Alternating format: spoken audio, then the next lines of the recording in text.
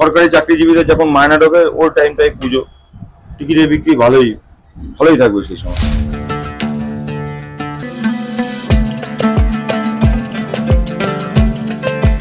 নদিয়ার চকদহের রত্তলা এলাকার একটি লটারি দোকানে উঠেছে ডিয়ার লটারির প্রথম পুরস্কার 1 কোটি টাকা।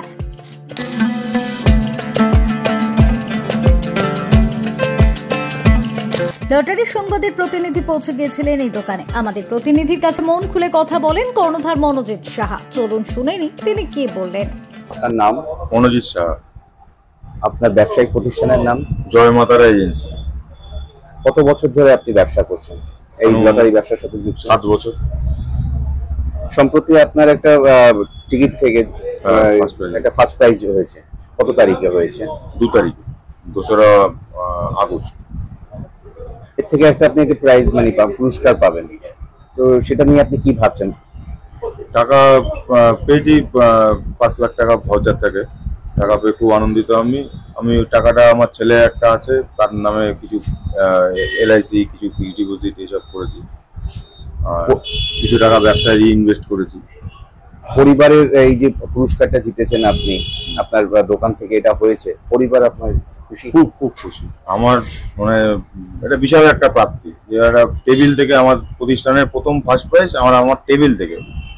অনেকের প্রথম ফার্স্ট প্রাইজ টেবিল থেকে হয় না, আমার প্রথম ফার্স্ট প্রাইজ, আমার জীবনের প্রথম ফার্স্ট প্রাইজ আমার টেবিল থেকে। এটা আমি খুব আনন্দিত। আমার দোকানের নাম চারিদিকে ছড়িয়েছে, আমাকে এখন আমার দোকান সবাই চেনে, খুব ভালো লাগে। এখন কি টিকিটের সেলটা তো একটু বেড়েছে? হ্যাঁ, টিকিটের সেল আগের থেকে অনেকটা বেড়েছে। টিকিট এবার প্রথম থেকেই বেশি বিক্রি হচ্ছে, মানে কোম্পানি এত প্রাইস দিয়েছে। বিশেষ করে বর্ষাকালে যে সময় মুষলধারে বৃষ্টি হয়, আমার যখন ফার্স্ট প্রাইজটা হয়েছিল সেই সময় দিন রাত সবসময় বৃষ্টি হচ্ছে। সেই সময়তেও যে ওরকম প্রাইস পাওয়া যায় আগে পূর্ব ইতিহাসে নেই। এত সুন্দর প্রাইস এবার হয়েছে, যার ফলে টিকিটের বিক্রি আগাগোড়াই বেশি। মানে ধরে নেন আমাদের পুজো শুরু হয়ে গেছে আরো 1 মাস আগে থেকে। আমাদের এখানে সব কটা ঘরেই প্রাইজ হয়েছে এবং ভালো প্রাইজ হয়েছে, যার ফলে টিকিটের বিক্রি এবার প্রথম থেকেই বেশি।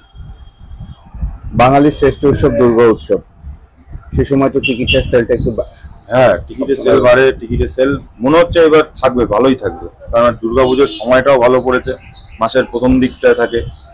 মানে সরকারি চাকরিজীবীদের যখন মায়না ঢোকে ওর টাইমটাই পুজো, টিকিটের বিক্রি ভালোই থাকবে সেই সময় আশা করি। সবাই মন দিয়ে ব্যবসা করছে, এখন আর অত ব্যবসাদার নেই ছেকে চুকে, মানে যারা অ্যাকচুয়াল লটারি ব্যবসাদার তারাই এই লাইনে রয়েছে। এরপরে আগে যেমন কেমন হতো যে সকালবেলা লটারি বেচছে, বিকালবেলা অন্য কাজ করছে, এরকম ব্যবসাদার এখন নেই বললেই চাই। এখন যারা টিকিট বেচে তারা 3 বেলায় টিকিট বেচে, এর ফলে টিকিটের বিক্রিও অনেক বেড়েছে। সিনসিয়ার লোকরা ব্যবসা করছে এখন, এরা শুধু টিকিট নিয়ে চিন্তা করে। কোম্পানি এত প্রাইস দেওয়াতে কেউ আর অন্য কোনো কাজেও যাচ্ছে না, খুব ভালো প্রাইস হচ্ছে। কনসোল টিকিটটা আপনি কিভাবে রিটার্ন করেন? 500 করে বান্ডিল করি। মর্নিং এ ধরুন আমার 750 রিটার্ন আছে, একটা 500 বান্ডিল হবে, একটা 250 বান্ডিল হবে। দুপুরের আমার ধরুন 220 রিটার্ন আছে, তাই 200 একটা বান্ডিল হবে। আর নাইটে ধরুন 700 রিটার্ন আছে, একটা 500 একটা 200 বান্ডিল করে। এবং 3টে আলাদা আলাদা প্যাকেট হবে, মর্নিং এর আলাদা প্যাকেট, ডের আলাদা প্যাকেট, নাইট আলাদা প্যাকেট, ডেট ওয়াইজ সব আলাদা আলাদা করে যায়, এভাবেই জমা দেওয়া হয়। ধন্যবাদ। লটারি সংবাদের পক্ষ থেকে আপনাকে ধন্যবাদ। আরো বেশি আপনার পুরস্কার হোক, এটাই আমাদের কাম্য। মানুষের আপনার প্রতিষ্ঠানের নাম সব জায়গায় ছড়িয়ে পড়ুক। ঠিক আছে। এরকমই নানান ভিডিও দেখতে আমাদের চ্যানেলটি লাইক, শেয়ার এবং সাবস্ক্রাইব করুন।